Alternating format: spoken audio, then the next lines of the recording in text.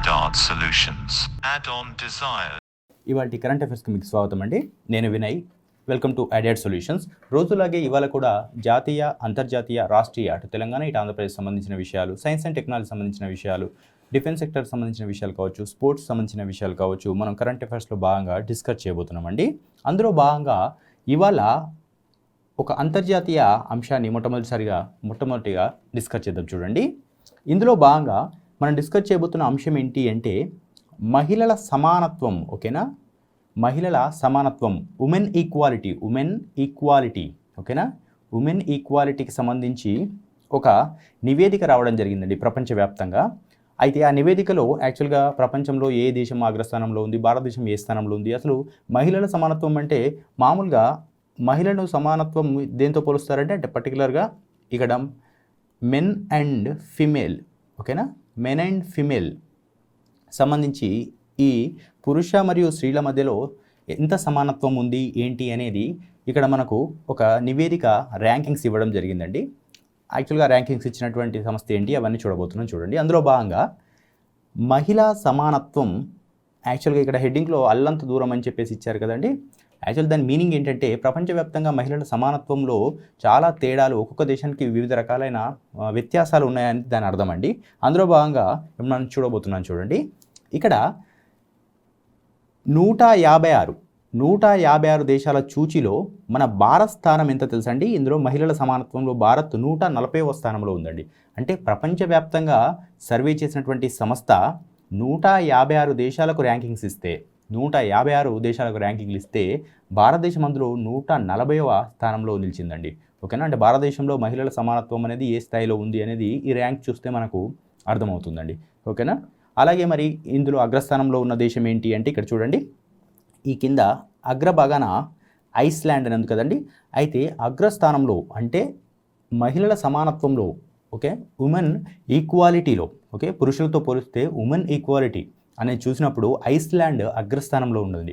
Iceland యాక్చువల్గా ఇది Iceland కావచ్చు, నార్వే కావచ్చు, డెన్మార్క్ కావచ్చు, ఇలాంటి కంట్రీస్ ఏవైతే ఉన్నాయో ఇవి ఖచ్చితంగా పీస్ ఇండెక్స్ అంటే శాంతికి సంబంధించిన ఇండెక్స్లో కావచ్చు, తర్వాత హ్యాపీనెస్ ఇండెక్స్ కావచ్చు, తర్వాత ఇలాంటి ఈక్వాలిటీ, ఉమెన్ ఈక్వాలిటీకి సంబంధించినటువంటి ఇండెక్స్లో కావచ్చు, ఖచ్చితంగా ఈ దేశాలు అగ్రస్థానంలో నిలుస్తాయండి ఎప్పుడు. ఆ దేశాలను యాక్చువల్గా స్కాండినేవియన్ కంట్రీస్ అని కూడా పిలుస్తారండి. స్కాండినేవియన్ కంట్రీస్ అంటారు. ఓకేనా, స్కాండినేవియన్ కంట్రీస్గా పిలుస్తారన్నమాట వీటిని. అయితే ఈ స్కాండినేవియన్ కంట్రీస్ అనేటివి ఖచ్చితంగా ఎప్పుడూ అగ్రస్థానంలో నిలుస్తాయి. ఇందులో భాగంగా మహిళల సమానత్వంలోను మొట్టమొదటి స్థానంలో నిలిచినటువంటి దేశం ఐస్లాండ్ అండి. ఇక్కడ కనిపిస్తుంది కదా ఐస్లాండ్. ఇక్కడ చూడండి, ఈ ఐస్లాండ్ అనేది అగ్రస్థానంలో నిలవడం జరిగిందండి. అయితే ఇక్కడ చూడండి, దీనికి సంబంధించి మ్యాటర్, స్త్రీ పురుష సమానత్వంలో వరుసగా, ఇది మొదటిసారి కదండి, వరుసగా ర్యాంకింగ్స్ ఇస్తే ప్రపంచవ్యాప్తంగా 12 సంవత్సరాల నుంచి వరుసగా 12వసారి అండి. ఓకేనా, ఐస్లాండ్ యాక్చువల్గా మహిళల సమానత్వంలో 12వసారి వరుసగా మొదటి స్థానంలో అగ్రస్థానంలో నిలవడం జరిగిందండి. ఇక్కడ చూడండి, స్త్రీ పురుష సమానత్వంలో వరుసగా 12వసారి కూడా ఐస్లాండ్ అగ్రస్థానాన్ని నిలుపుకుంది. ఓకేనా, అయితే ఐస్లాండ్ తర్వాత ఏ దేశాలు అగ్రస్థానంలో ఉన్నాయి అనేది కూడా మనకు తెలియాలండి. అందులో భాగంగా చూడండి, 2వ స్థానంలో ఫిన్లాండ్, 3వ స్థానంలో నార్వే, 4వ స్థానంలో న్యూజిలాండ్, 5 రువాండా, 6 స్వీడన్, ఓకేనా, 7 ఐర్లాండ్, స్విట్జర్లాండ్ 8వ స్థానాలలో ఉన్నాయండి. ఓకేనా, ఇందాక నేను చెప్పినటువంటి స్కాండినేవియన్ కంట్రీస్ అన్నాను కదండి, అంటే ఇక్కడ మనకు ఈ ఐస్లాండ్తో కలుపుకొని ఐస్లాండ్, ఇక్కడ చెప్తున్నటువంటి ఫిన్లాండ్, నార్వే ఇలాంటి దేశాలు స్కాండినేవియన్ కంట్రీస్ కిందకి వస్తాయండి, గమనించాలి. అయితే ఇందులో భాగంగా మనం గమనిస్తే భారత ర్యాంక్ కనుక చూస్తే 156 దేశాల ర్యాంకింగ్స్లో 140 అని చెప్పాను కదండి, 140. అయితే లాస్ట్ ఇయర్తో పోలిస్తే గత ఏడాది కన్నా 28 స్థానాలను మనము కోల్పోయామండి. అంటే 28 ర్యాంకులకు ఇంకా మనము దిగువకు చేరుకున్నాం.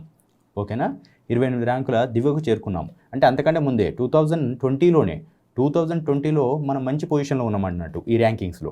ఓకేనా, అలాగే యాక్చువల్గా ప్రపంచ ఆర్థిక నివేదిక 2021, ఓకేనా, ప్రపంచ ఆర్థిక నివేదిక 2021 ఈ నివేదికను వెల్లడించిందండి. ఇప్పుడు మనం చెప్తున్నటువంటి మహిళల సమానత్వం, ఓకేనా, దీనికి సంబంధించిన ఈ నివేదిక, ఈ ర్యాంకింగ్స్ అని ఎవరు ఇచ్చారు అంటే ప్రపంచ ప్రపంచ ఆర్థిక నివేదిక అండి 2021 సంబంధించి ఇవ్వడం జరిగింది. ఇది ఎవరు సర్వే చేశారనేది మీకు ఇది చెప్తాను చూడండి. అయితే అంతకంటే ముందు ఇక్కడ మనం తెలవాల్సిన అంశాలు ఏంటి అంటే ఇక్కడ చూడండి, ఇక్కడ అంతరం అధికమయ్యింది ఎక్కడంటే అని చెప్పేసి ఇచ్చారు కదండి. అంతరం అంటే ఏంటండి, అంటే ఇటు మేల్కి ఫీమేల్కి మధ్యలో ఈ ర్యాంకింగ్స్ సంబంధించి అంటే ఈక్వాలిటీ సంబంధించి అసలు అంతరం ఎక్కడ వస్తుంది అనేది చూసినప్పుడు కొన్ని పాయింట్స్ని హైలైట్ చేయడం జరిగిందండి. ఓకేనా, అందులో భాగంగా చెప్తున్నాను చూడండి. ఫస్ట్ది మహిళలకు రాజకీయ సాధికారతలో మన దేశానికి లభించినటువంటి పాయింట్లు ఎంత చూడండి. రాజకీయంగా అంటే పొలిటిక్స్లో ఉన్నటువంటి మహిళలకు వాళ్ళు కేటాయిస్తున్నటువంటి సీట్లు కావచ్చు, రిజర్వేషన్ కావచ్చు, పోటీలో ఉన్నటువంటి మహిళలు కావచ్చు చూసినట్లయితే భారతదేశంలో 13.5% తగ్గిందండి.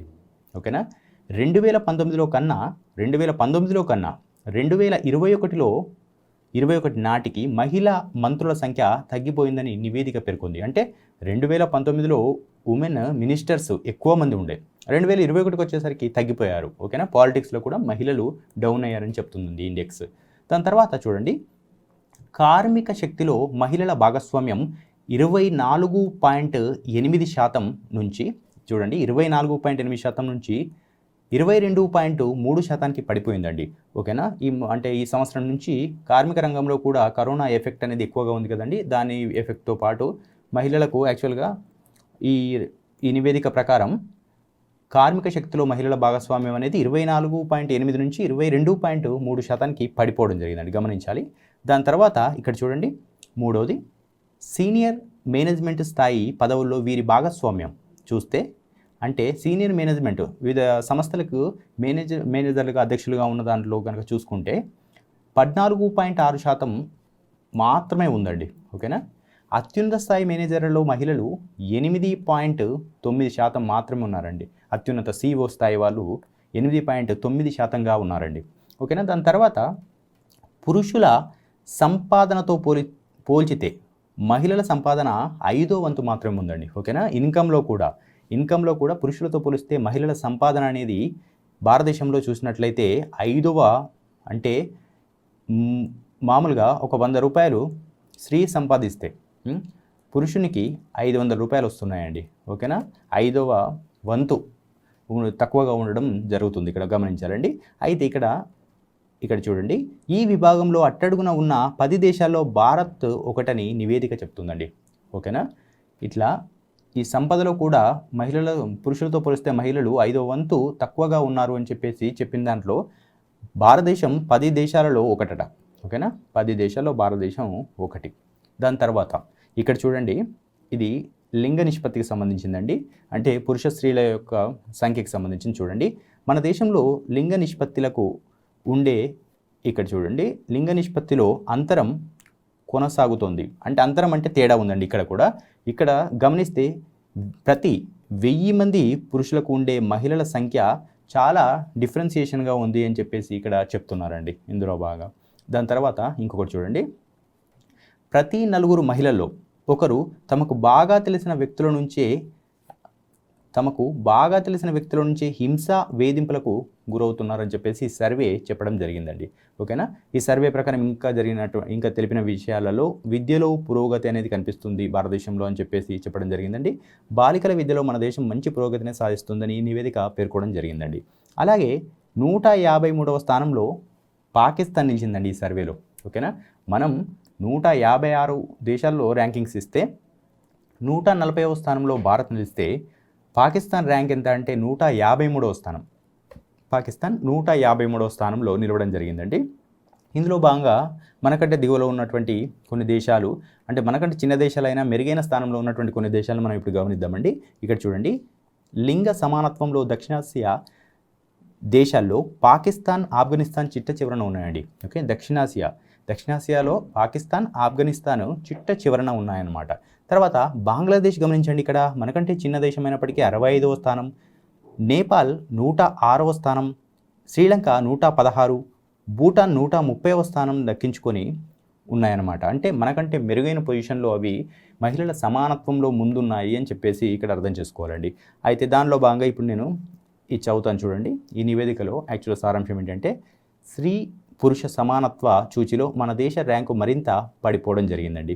ఆర్థిక కార్యకలాపాల్లో, రాజకీయ సాధికారతలో, ఉపాధి అవకాశాల్లో మహిళలకు సముచిత భాగస్వామ్యం కల్పించకపోవడం తదితరాలు దీనికి ప్రధాన కారణంగా తెలుస్తుంది. ఇందాక నేను చెప్పినవన్నీ అవేనండి, ఇవన్నీ కూడా అవే. ఓకేనా, ఎక్కడెక్కడ ప్రాధాన్యత లేదు స్త్రీలకని చెప్పేవండి. అయితే మొత్తం 156 దేశాలు అధ్యయనం చేసి రూపొందించినటువంటి మహిళా సమానత్వ సూచిలో భారత్ 140వ స్థానంలో నిలవడం జరిగిందని చెప్పాను కదా ఇందాక. గత ఏడాది కన్నా 28 స్థానాలు దిగువకు వచ్చినట్లు మనకి ఇక్కడ స్పష్టంగా కనిపిస్తుందండి. దక్షిణాసియాలో పాకిస్తాన్, ఆఫ్ఘనిస్తాన్ మాత్రమే మనకన్నా తక్కువ ర్యాంకుల్లో ఉండగా, ఇందాక చెప్పినటువంటి ఈ దేశాలు ఉన్నాయిక బంగ్లాదేశ్, నేపాల్, శ్రీలంక లాంటి దేశాలు మనకంటే మెరుగైన స్థానంలో ఉన్నాయండి. ఓకేనా, దాని తర్వాత ప్రపంచ ఆర్థిక నివేదిక, ఇక్కడ చూడండి ఇందాక చెప్పాను కదా, ఇక్కడ ప్రపంచ ఆర్థిక నివేదిక ఇది ఈ రిపోర్ట్ను ఇవ్వడం జరిగిందండి. ఓకేనా, ప్రపంచ ఆర్థిక నివేదికను ఇక్కడ ఏమని చెప్పారంటే WEFగా చెప్పారండి, వరల్డ్ ఎకనామిక్ ఫోరం అని చెప్పేసి పలుకుతారండి దీన్ని. అయితే రూపొందించిన లింగ సమానత్వ నివేదిక 2021 అండి. యాక్చువల్గా గ్లోబల్ జెండర్ గ్యాప్ నివేదిక అని అంటారండి ఇంగ్లీష్లో దీన్ని, గ్లోబల్ జెండర్ గ్యాప్ నివేదిక అని అంటారు. ఇలా ఒక విషయాన్ని మనం సర్వేలకు సంబంధించిన ప్రతి విషయాన్ని ఇట్లా కూలంకషంగా చర్చించాలండి, ఎందుకంటే ఇందులోకి వెళ్ళి బిట్స్ వచ్చే అవకాశాలు ఎక్కువ అనమాట. ఓకేనా, దాని తర్వాత నెక్స్ట్ ఇంకొక అంశంలోకి పోదాం. ఇది జాతీయ అంశంగా మనం ఇక్కడ చర్చించాలండి. అందులో భాగంగా యాక్చువల్గా ఈ పిక్లో కనిపిస్తుంది కదండి, ఇది ఆధార్ కార్డ్, ఇది పాన్ కార్డ్. యాక్చువల్గా Aadhaar card and PAN card లింకేజీకి సంబంధించినటువంటి ఇష్యూ అండి ఇది. చూడండి, పాన్ ఆధార్ అనుసంధాన గడువును యాక్చువల్గా నిన్నటి వరకే మార్చి 31 వరకే దీనికి గడువు లాస్ట్ తేదీ ఉండేనండి. నిన్నటి వరకే అందరూ కూడా దేశంలో అందరూ ఆధార్ పాన్ కార్డ్ లింకేజ్ చేసుకోవాలని చెప్పేసి కేంద్రం ప్రకటించింది. కానీ దీన్ని ఆధార్ పాన్ అనుసంధాన గడువును జూన్ 30 వరకు పొడిగించినట్లు కేంద్రం ప్రకటన చేయడం జరిగిందండి ఇవాళ. ఓకేనా, జూన్ 30 వరకు పొడిగించింది. ఓకే, జూన్ 30 వరకు ఈ ప్రక్రియ పూర్తి చేసుకోవాలని పేర్కొనడం జరిగిందండి. అందులో భాగంగా చూడండి, ఆధార్తో పాన్ అనుసంధాన గడువు తేదీని జూన్ 30 వరకు కేంద్ర ప్రభుత్వం పెంచిందండి. ఎందుకంటే కోవిడ్-19 కేసుల నేపథ్యంలో, కోవిడ్-19 విపరీతంగా పెరుగుతున్నాయి కదండి కేసులు. దాని నేపథ్యంలో మార్చి 31 వరకు ఉన్నటువంటి ఈ గడువును పెంచాలని ఎవరు నిర్ణయించారో చూడండి. యాక్చువల్గా ఈ నిర్ణయాన్ని కేంద్ర ప్రత్యక్ష పన్నుల బోర్డు, ఓకే, CBDT అంటారండి దీన్ని, ఇది నిర్ణయం తీసుకోవడం జరిగిందండి. ఇక్కడ ఒకటి అబ్జర్వ్ చేయండి, ఈ గడువును పెంచాలని పన్ను చెల్లింపుదారులు ఆదాయ పన్ను శాఖను కోరారు. పన్ను చెల్లింపుదారులు అంటే కరోనా ఎఫెక్ట్ చాలా లాస్ట్లో ఉన్నాం కాబట్టి దీనికి సంబంధించి వీళ్ళు పన్ను చెల్లింపుదారులు ఆదాయ పన్ను శాఖను కోరడంతో ఈ పాన్ ఆధార్ లింకేజ్ సంబంధించి గడువును పెంచడం జరిగిందండి. కేంద్రం ఈ నిర్ణయం తీసుకుంది. అయితే ప్రభుత్వం ఈ గడువును పెంచినట్లు కేంద్ర ప్రత్యక్ష పన్నుల బోర్డు, ఇందాక చెప్పానుగా CBDT, ఒక ప్రకటనలో తెలియజేయడం జరిగిందండి. ఓకేనా, ఇక్కడ గమనించాల్సిన ఇంకొక విషయం ఏంటంటే, ప్రత్యక్ష పన్నుల వివాదాలకు సంబంధించి, ప్రత్యక్ష పన్నుల్లో ఉండేటటువంటి వివాదాలకు సంబంధించి వివాద్ సే విశ్వాస్ అనేటటువంటి ఒక స్కీమ్ సంబంధించి కూడా గడువును బుధవారంతో ముగిసిందని చెప్పేసి ప్రభుత్వం ప్రకటించడం జరిగిందండి. బుధవారంతో వివాద్ సే విశ్వాస్ గడువు ముగిసిందని ప్రకటించడం జరిగింది. ఓకే, చూడండి ఈ న్యూస్ అబ్జర్వ్ చేయండి. 4 వారాలు 4 రెట్లు అని చెప్పేసి ఇక్కడ హైలైట్ అవుతుంది కదా. ఇది యాక్చువల్గా కరోనాకు సంబంధించినటువంటి కేసుల ఉధృతికి సంబంధించినటువంటి న్యూస్ అండి. యాక్చువల్గా కరోనా సెకండ్ వేవ్ ప్రపంచవ్యాప్తంగా నడుస్తుంది కదండి. అంటే గత సంవత్సరం 2019 డిసెంబర్లో వుహాన్ నగరంలో, చైనాలోని వుహాన్లో ఈ కరోనా వైరస్ అనేది బయటికి రావడం జరిగిందండి. అయితే అప్పటి నుంచి పరిస్థితులు ఏ విధంగా ఉన్నాయనేది ప్రపంచం కళ్ళ ముందు ఉందన్నమాట. ఓకేనా, అయితే ఇక్కడ అబ్జర్వ్ చేయండి, కరోనా రెండో దశ రాష్ట్రాన్ని బెంబేలెత్తిస్తుంది.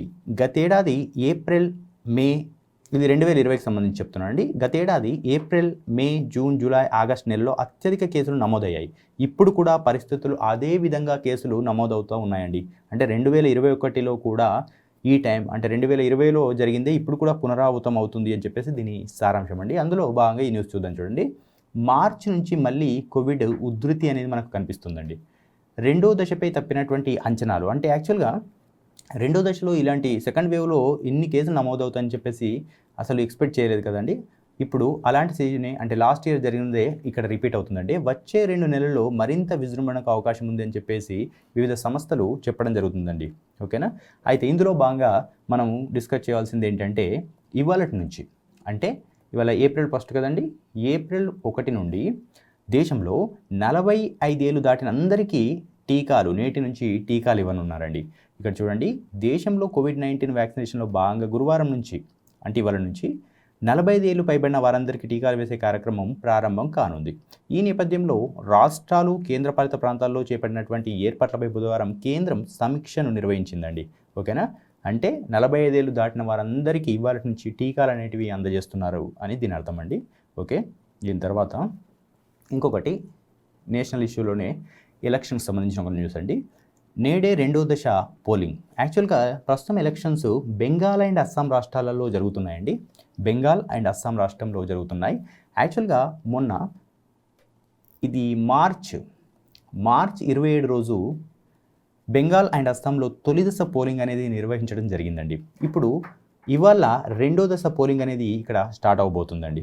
అయితే తొలి దశలో కొన్ని స్థానాలకు ఎలక్షన్స్ జరిగాయి కదండి. 2వ దశలో కొన్ని అసెంబ్లీ స్థానాలకు ఎలక్షన్స్ జరగబోతున్నాయి. బెంగాల్లో 30 శాసనసభ స్థానాలకు మరియు అస్సాంలో 39 అసెంబ్లీ స్థానాలకు ఎలక్షన్స్ జరగబోతున్నాయండి.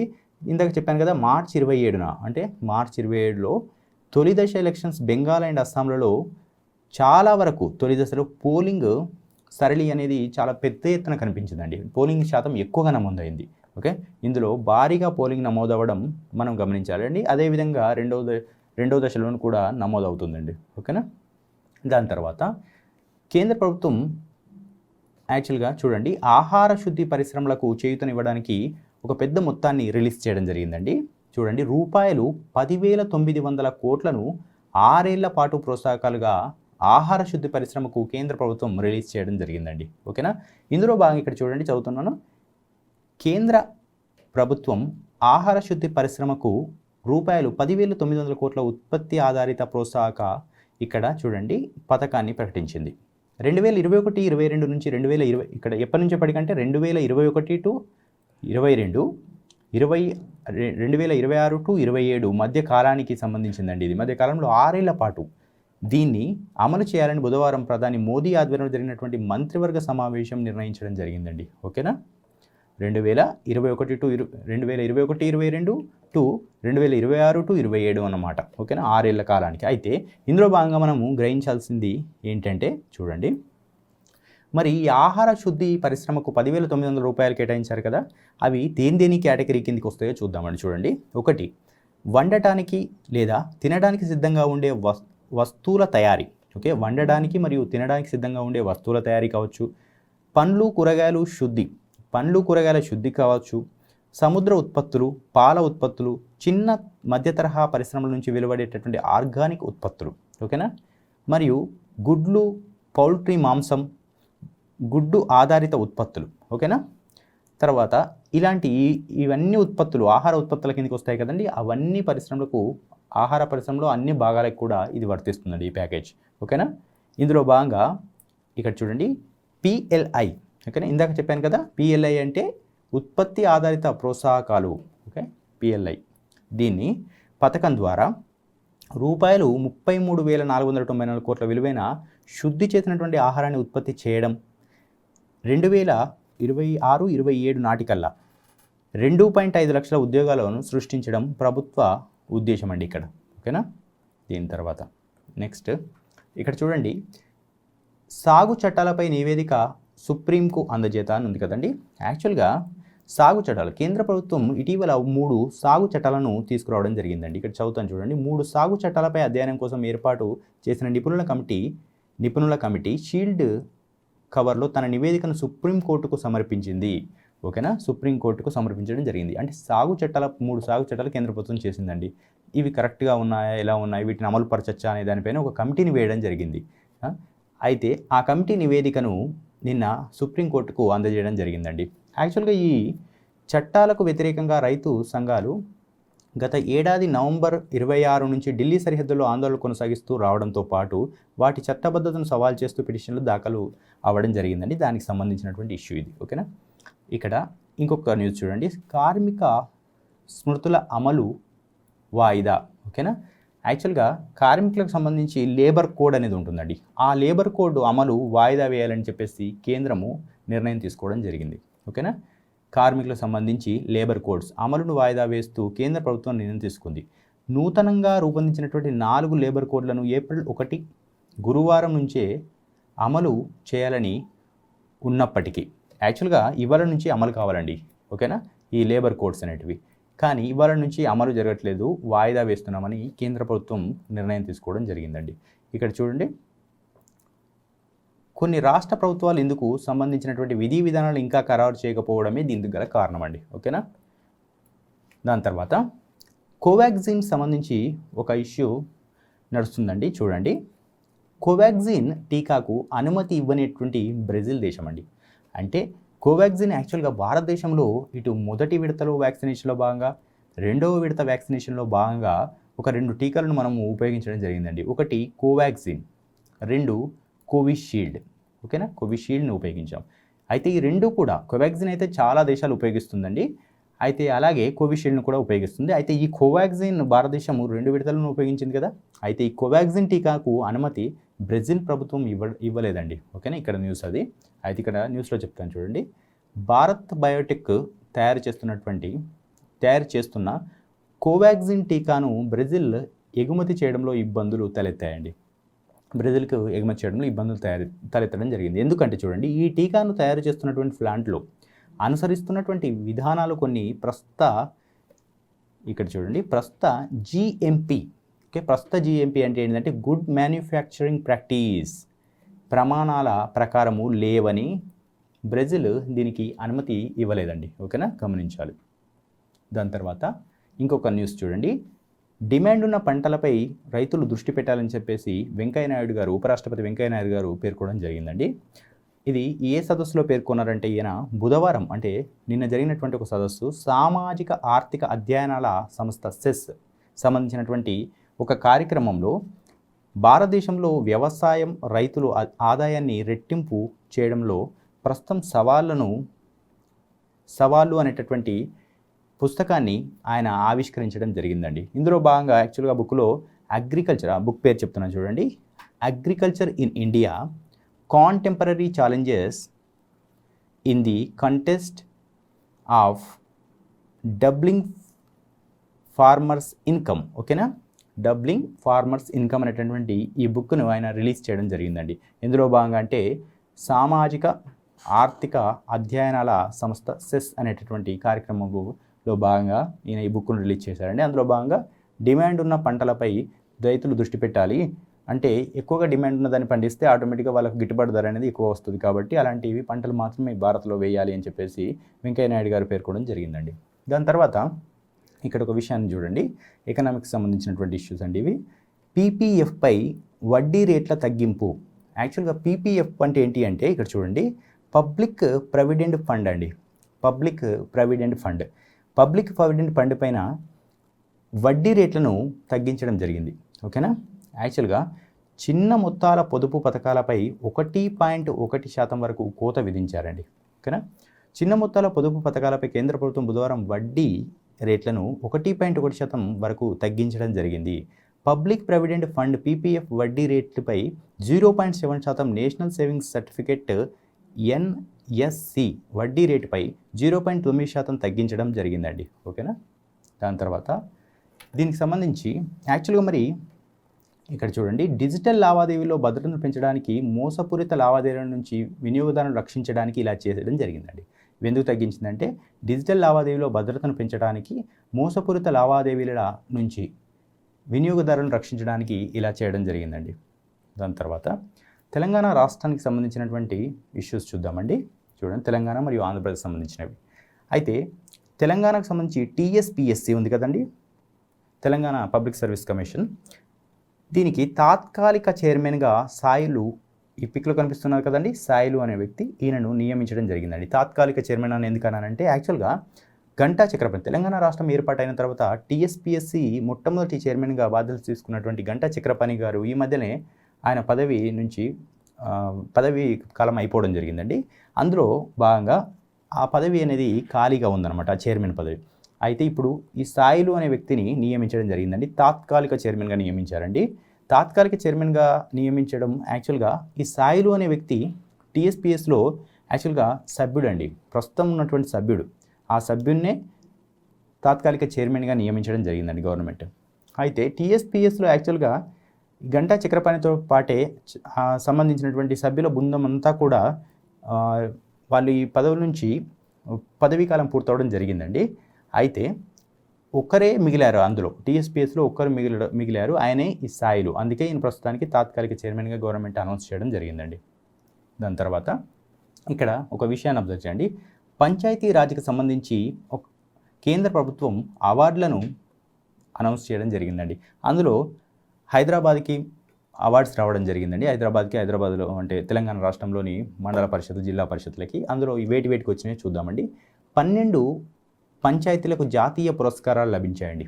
12 పంచాయతీలకు జాతీయ పురస్కారాలు లభించాయి.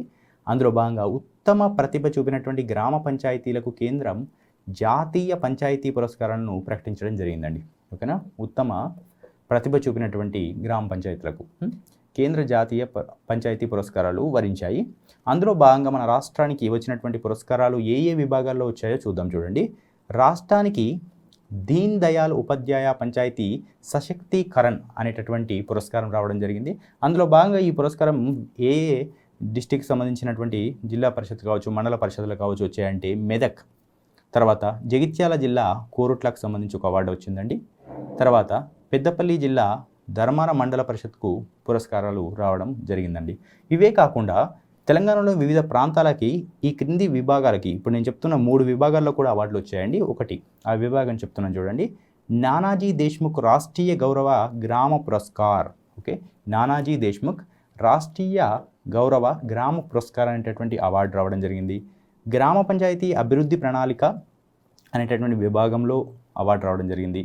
తర్వాత చిన్నారుల స్నేహపూర్వక గ్రామ పంచాయతీ విభాగంలో కూడా మనకు అవార్డులు రావడం జరిగిందండి. ఈ అన్ని డిపార్ట్మెంట్లో ఈ 4 ఏవైతే ఉన్నాయో ఇదొకటి, తర్వాత ఇక్కడ ఈ 3 ఇట్లా అంటే మొత్తం 4 విభాగాల్లో మనకు 12 పురస్కారాలు వచ్చాయండి. 4 విభాగాల్లో 12 పురస్కారాలు రావడం జరిగిందండి. ఓకేనా? దాని తర్వాత ఇక్కడ ఈ ఆర్టికల్ని అబ్జర్వ్ చేయండి. అట్టడుగునే ఆదివాసీలు అని చెప్పేసి ఇచ్చారు కదండి. ఆదివాసీలు అంటే ఎవరండి? గిరిజనుడు. ఓకేనా? ఎస్టీలు. ఓకే, షెడ్యూల్డ్ ట్రైబ్స్ అంటారు వీళ్ళని, ఎస్టీలు. ఓకే, అడవుల్లో జీవనం సాగిస్తూ ఉంటారండి.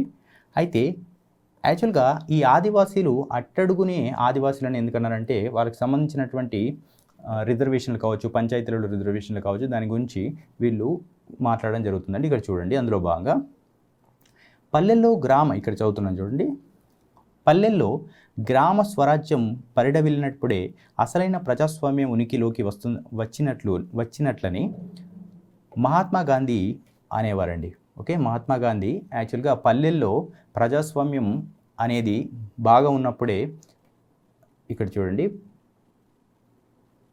గ్రామ స్వరాజ్యం అనేది పరిడవిల్లుతుందని పేర్కోవడం జరిగిందండి. అయితే తాజాగా ఆంధ్రప్రదేశ్లో పంచాయతీలకు కొత్త పాలక వర్గాలు ఎన్నికయ్యాయి. నేడు తెలంగాణలో కూడా పంచాయతీ పాలక వర్గాలు కొలువు తీరడం జరిగింది. అంటే ఇప్పుడు ఆంధ్రప్రదేశ్లో మొన్న రీసెంట్గా ఎలక్షన్ జరిగే పంచాయతీలకు, తెలంగాణలో లాస్ట్ ఇయర్ జరగడం జరిగింది. అది చూసినట్లయితే ఇక్కడ గ్రామాల సమగ్ర అభివృద్ధి, గ్రామీణుల సాధికారత కోసం గ్రామ పంచాయతీలకు మార్గనిర్దేశనం చేయడంలో ప్రభుత్వ వ్యవస్థలు దీర్ఘకాలికంగా విఫలమవుతూనే ఉన్నాయి అనేది దీని యొక్క సారాంశం అండి. ఓకేనా? దీని యొక్క సారాంశం. ఓకేనా? దాని తర్వాత స్వచ్ఛ సర్వేక్షణ్ 2021 అండి. స్వచ్ఛ సర్వేక్షణ్ 2021 యాక్చువల్గా స్వచ్ఛ భారత్ అనే సంబంధించి ఈ కార్యక్రమం 2014 మోడీ అధికారం వచ్చిన తర్వాత దీన్ని డిజైన్ చేయడం జరిగిందండి. స్వచ్ఛ భారత్ అనేది ఇది గాంధీజీ కళ్ళద్దాలను ఆకారంలో దీని లోగో ఉంటుందండి. దానికి సంబంధించి ఇక్కడ చూడండి, దీని కింద ఏక్ కదమ్ స్వచ్ఛతా కే లియే స్వచ్ఛతా కి ఔర్ అని చెప్పేసి ఇక్కడ దానికి సంబంధించిన ఒక ట్యాగ్ లైన్ ఉందండి. ఇక్కడ చూడండి, ఇప్పుడు స్వచ్ఛ సర్వేక్షణ్ 2021కి అవార్డులను ఇవ్వబోతుందండి స్వచ్ఛ భారత్ అనేటటువంటి ఈ మిషన్. అందులో భాగంగా ఓటింగ్ జరిపిందండి. స్వచ్ఛ సర్వేక్షణ్ 2021 సర్వేలో ఓటింగ్లో భాగంగా హైదరాబాద్ నగరం సత్తా చాటడం జరిగింది. అయితే ఏ విభాగంలో దీని ఓటింగ్ నిర్వహించారంటే పౌర స్పందన విభాగంలో 40 లక్షలకు పైగా జనాభా ఉన్నటువంటి నగరాలలో ఎక్కువ ఓట్లు సాధించగలిగిందండి. గతంలోనూ ఈ విభాగంలో హైదరాబాద్కు ఉత్తమ సిటీగా గుర్తింపు లభించింది. ఈ ఓటింగ్లో భాగంగా హైదరాబాద్తో పాటు ఇంకా దేశంలో ఉన్నటువంటి అత్యున్నతమైన నగరాలు ఏంటి అంటే అహ్మదాబాద్ అండి. అయితే మొట్టమొదటి ప్లేస్లో ఓటింగ్లో ఎక్కువ ఓట్లు వచ్చింది మాత్రం హైదరాబాద్కి. ఎన్ని ఓట్లు వచ్చాయి చూడండి, 9,54,832 ఓట్లు హైదరాబాద్కి రాగా, అహ్మదాబాద్కి, గుజరాత్లో ఉందండి అహ్మదాబాద్కి 9,02,790 ఓట్లు అహ్మదాబాద్కి వచ్చాయండి. అహ్మదాబాద్ రెండో పొజిషన్లో ఉంది. ఇది యాక్చువల్గా అవార్డులు నిర్ణయించేటటువంటి ఒక పోల్ అన్నమాట. ఓకేనా, ఇది ఒక సర్వే అన్నమాట. దీని ఆధారంగా స్వచ్ఛ భారత్ మిషన్ అనేవాళ్ళు ఇక్కడ అవార్డులు ఇవ్వడం జరుగుతుందన్నమాట. ఇక్కడ చూడండి, ఇది ఎప్పటివరకు క్యాలిక్యులేట్ చేశారంటే బుధవారం రాత్రి 9:30 గంటల వరకు వచ్చినటువంటి ఓట్ల సంఖ్య అండి. ఇవి రెండు కూడా హైదరాబాద్ మరియు అహ్మదాబాద్కి బుధవారం రాత్రి 9:30 గంటల వరకు వచ్చినటువంటి ఓట్ల సంఖ్య అది. ఇక్కడ చూడండి, వీటిని విశ్లేషించి, ఈ ఓట్లను విశ్లేషించి త్వరలో స్వచ్ఛ భారత్ మిషన్ ఫలితాలను ప్రకటిస్తుందండి. స్వచ్ఛ భారత్ మిషన్ ఫలితాలను ప్రకటిస్తుంది. ఓకేనా, దాని తర్వాత నెక్స్ట్ ఒక నియామకం జరిగిందండి నేషనల్ లెవెల్లో. ఆ నియామకం దేనికి సంబంధించి చూద్దాం. చూడండి, ఇక్కడ చూడండి, ఈ పిక్లో కనిపిస్తున్నారు కదండి, ఈయన పేరు పివి రావు అండి. పివి రావు యాక్చువల్గా పెన్నార్ నాన్ ఎగ్జిక్యూటివ్ డైరెక్టర్గా పివి రావు బాధ్యతలు తీసుకోవడం జరిగిందండి.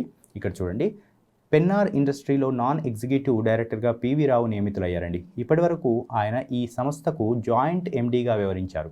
ఓకేనా, జాయింట్ ఎండీగా ఉన్నటువంటి ఈయన పెన్నార్ నాన్ ఎగ్జిక్యూటివ్ డైరెక్టర్గా నియమితులవ్వడం జరిగిందండి. నెక్స్ట్ సైన్స్ అండ్ టెక్నాలజీకి సంబంధించి ఒక విషయం చూడండి. ఈ పిక్లో కనిపిస్తున్నటువంటి ఇది రఫేల్ యుద్ధ విమానం అండి. రఫేల్ యుద్ధ విమానం యాక్చువల్గా ఇప్పటికే రఫేల్ యుద్ధ విమానాలు భారత్ చేరుకోవడం జరిగిందండి. ఈ రఫేల్ యుద్ధ విమానాలు భారత్కి ఫ్రాన్స్ అందించడం జరుగుతుందండి ఒప్పందంలో భాగంగా. చూడండి, భారత్కు చేరినటువంటి మరో 3 రఫేల్ విమానాలు, ఇప్పటికే కొన్ని విమానాలు భారత్కి చేరుకున్నాయండి. అందులో భాగంగా నిన్న ఇంకో 3 రఫేల్ యుద్ధ విమానాలు భారత్కి చేయడం జరిగిందండి. ఇక్కడ చూడండి, ఫ్రాన్స్ నుంచి మరో 3 రఫేల్ యుద్ధ విమానాలు బుధవారం సాయంత్రం భారత్కు చేరాయి. 4వ దశలో భాగంగా, ఫోర్త్ ఫేజ్ అండి ఇది. 4వ దశలో భాగంగా ఫ్రాన్స్ అందజేసినటువంటి ఈ విమానాలు ఇక్కడ చూడండి, ఎక్కడా ఆగకుండా నేరుగా మన దేశానికి చేరుకోవడం గమనించాలండి. ఓకేనా, మార్గ మధ్యలో యునైటెడ్ అరబ్ ఎమిరేట్స్కి చెందినటువంటి విమానం మిడ్ ఎయిర్ రీఫిల్లింగ్, ఓకే, గాల్లోనే దీనికి ఫ్యూయల్ నింపడం జరిగిందండి. ఓకేనా, విధానంతో వీటికి ఇంధనం సమకూర్చినట్టు భారత వాయుసేన వెల్లడించడం జరిగిందండి. ఓకేనా, దీని తర్వాత ఇక్కడ పిక్లో కనిపిస్తుంది కదండి, ఇది కోవిషీల్డ్కి సంబంధించినటువంటి వ్యాక్సిన్ అండి. ఇప్పుడు కోవిడ్-19కి ఇస్తున్నటువంటి కోవాక్సిన్ లాంటిది ఈ కోవిషీల్డ్ వ్యాక్సిన్ కూడా. అయితే దీని విషయంలో కోవిషీల్డ్ వినియోగ గడువును 9 నెలలకు నియమించడం జరిగిందండి. అంటే దీని కోవిషీల్డ్ వినియోగ గడువు, ఓకే, దీనికి ఒక పర్టికులర్ కాల పరిమితిని నిర్ధారించారండి. ఎవరంటే DCGI అంటే భారత ఔషధ నియంత్రణ సంస్థ అండి. భారత ఔషధ నియంత్రణ సంస్థ DCGI యాక్చువల్లీ కోవిషీల్డ్ వినియోగ గడువు ఎక్స్పైరీకి సంబంధించిన డేట్ ఉంటుంది కదండి, దానికి సంబంధించి ఇంతలోపు వినియోగించాలి అని చెప్పేసి 9 నెలలను ఫిక్స్ చేయడం జరిగిందండి. ఓకే, దీని తర్వాత స్పోర్ట్స్కి సంబంధించినటువంటి న్యూస్ చూద్దామండి. ఇక్కడ NCE అని కనిపిస్తుంది కదండి. NCE అంటే ఇక్కడ చూడండి, నేషనల్ సెంటర్ ఫర్ ఎక్సలెన్స్ అని దీని అర్థం అండి. National centre for excellence. యాక్చువల్గా NCEలో కరోనా కలకలం అని చెప్పేసి ఇక్కడ హైలైట్ చేశాను కదండి. యాక్చువల్గా NCE సెంటర్స్ పాటియాలలో, బెంగళూరులో ఉన్నాయండి. నేషనల్ సెంటర్ ఫర్ ఎక్సలెన్స్లో కరోనా కేసుల సంఖ్య పెరుగుతుందండి. అంటే ఇక్కడ వివిధ రకాల క్రీడాకారులు శిక్షణ తీసుకుంటారండి, అథ్లెట్స్ శిక్షణ తీసుకుంటారు. ఇందులో కరోనా కేసులు అనేటివి పెరుగుతున్నాయండి. ఇక్కడ చూడండి, బుధవారం ఈ సెంటర్లలో 741 మందికి కోవిడ్ పరీక్షలు చేయగా 30 మందికి పాజిటివ్ రావడం మనం ఇక్కడ గమనించాలండి. ఓకే, నిన్న ఒక్కరోజే 741 మందికి టెస్టులు చేస్తే 30 మందికి పాజిటివ్ అనేది రావడం జరిగిందండి. ఎక్కడ అంటే అది ఇక్కడ నేషనల్ సెంటర్ ఫర్ ఎక్సలెన్స్లో NCEలో రావడం జరిగిందండి. ఓకేనా, ఇది సాయ్ ఆధ్వర్యంలో పనిచేస్తుంది, స్పోర్ట్స్ అథారిటీ ఆఫ్ ఇండియా ఆధ్వర్యంలో పనిచేస్తుంది అనమాట. ఇక్కడ ఎవరెవరికి వచ్చిందంటే అథ్లెటిక్స్కి వచ్చింది, కొంతమంది కోచ్లకు వచ్చింది, తర్వాత సహాయ సిబ్బంది అక్కడ పనిచేసే వాళ్ళకు కూడా రావడం జరిగిందండి.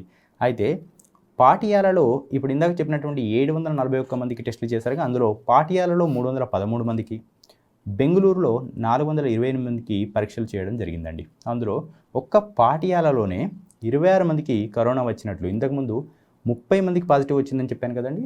అందులో 30 మందిలో పాటియాలలోనే 26 మందికి రావడం జరిగింది. అంటే రిమైనింగ్ 4 మెంబర్స్ బెంగళూరుకు సంబంధించినటువంటి నేషనల్ సెంటర్ ఫర్ ఎక్సలెన్స్లో ఉన్న వాళ్ళకి రావడం జరిగిందని చెప్పేసి సాయి ప్రకటించడం జరిగిందండి. స్పోర్ట్స్ అథారిటీ ఆఫ్ ఇండియా, నేను తెలుగులో భారత క్రీడా ప్రాధికారిక సంస్థ అని పేర్కోవడం జరుగుతుందండి. Okay, thank you so much అండి. ఇంతటితో ఇవాళ క్లాస్ అయిపోయింది. Thank you. Add-on solutions. Add-on desires.